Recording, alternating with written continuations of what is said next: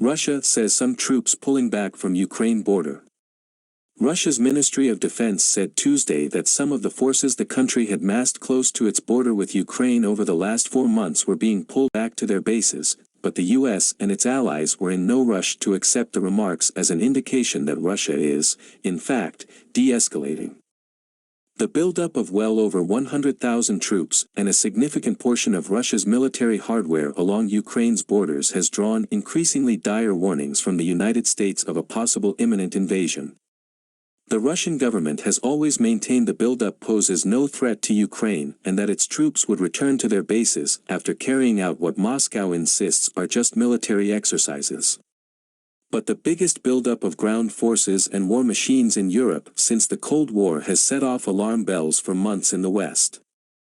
Not even 20 hours prior to Moscow's announcement on Tuesday, a U.S. official told CBS News senior national security correspondent David Martin that some of the Russian hardware taking part in the drills had started to move into attack positions close to the Ukrainian border.